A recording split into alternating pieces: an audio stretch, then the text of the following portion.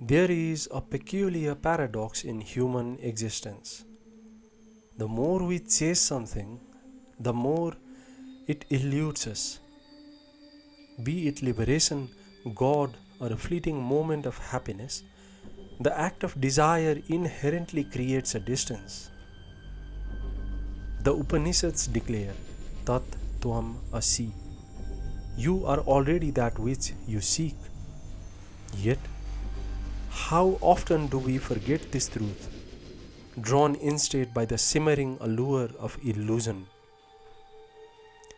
Even in the sacred narrative of the Ramayana, we see this universal principle unfold.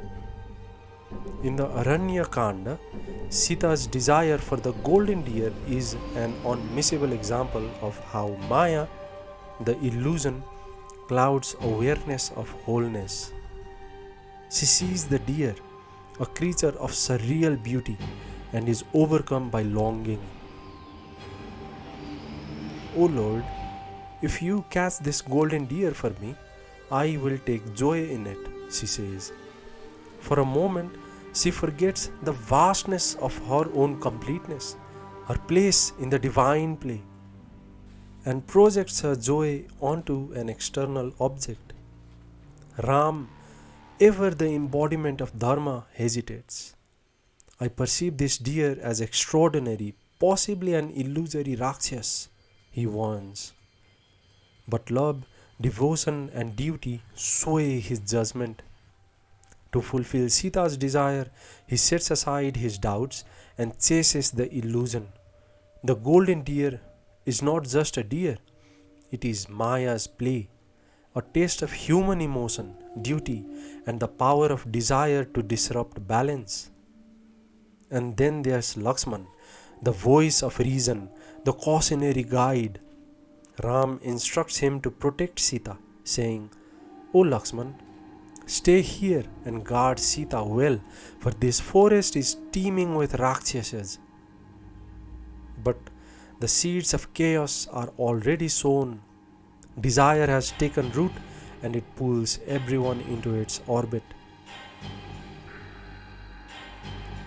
Isn't this the story of all of us? Like Sita, we see something dazzling, something that promises joy, and we pursue it with all our being.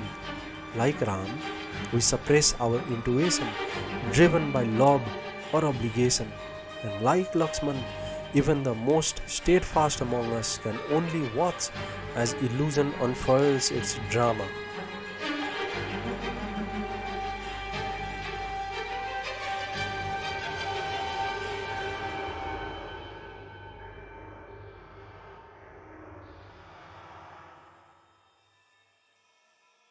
The golden deer episode is not just an anecdote in a larger epic. It is a mirror held to humanity.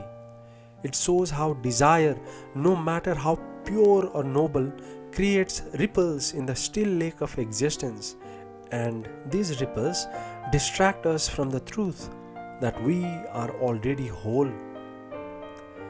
Desire itself is not inherently evil. It is the spark that ignites the universe, the force that drives creation. But when left unchecked, when allowed to dominate the mind, desire becomes a veil. It obscures reality and binds us to a cycle of longing and suffering.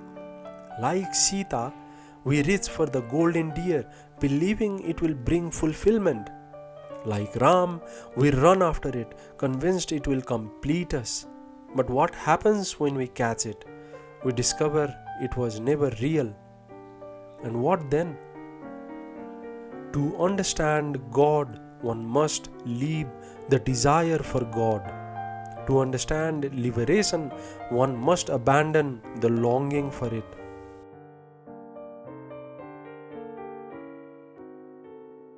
Wholeness cannot be attained through effort because it was never absent. Desire is like chasing the golden deer, beautiful, captivating, but ultimately illusory. Ram's chase ends with Sita's abduction, a reminder that yielding to desire often leads to suffering. Yet, even suffering has its role in awakening. The abduction sets the stage for Ram's journey to rescue Sita, for the unfolding of the epic's grand purpose.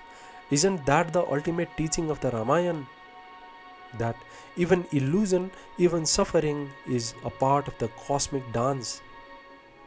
But to truly awaken, one must step out of the dance. The golden deer, wanting it and chasing after it, all must be surrendered. The self that desires must dissolve, for what remains after desire is not emptiness, but fullness. The divine is not somewhere out there, not in a dear or a far off kingdom, but here, now, within us. God is not to be understood as an external force, but as the wholeness of our own being. The desire for liberation is the final trap of Maya. It is subtle, seductive, and deceptively noble. But in truth, it is no different from Sita's longing for the deer. It arises from the false belief that something is missing, that we are incomplete. And so, the key to freedom is not to chase liberation, but to sit still, to stop running, stop grasping, stop searching. In the stillness, the golden deer vanishes, the illusion dissolves, and what remains is the realization that you are already whole. Do you see? The forest, the deer, the chase, the loss, the suffering, it's all part of a cosmic play, a divine Leela. You too are part of this Leela. And when you stop trying to rewrite the script, when you surrender to the flow, you discover that you were never the actor, but the stage itself. You are whole. You have always been whole. Stop chasing. Be still. Be non-desirable. And in that stillness, you will see that there is nothing to find, because nothing was ever lost. You are that. You are enough. Tat Tvam Asi.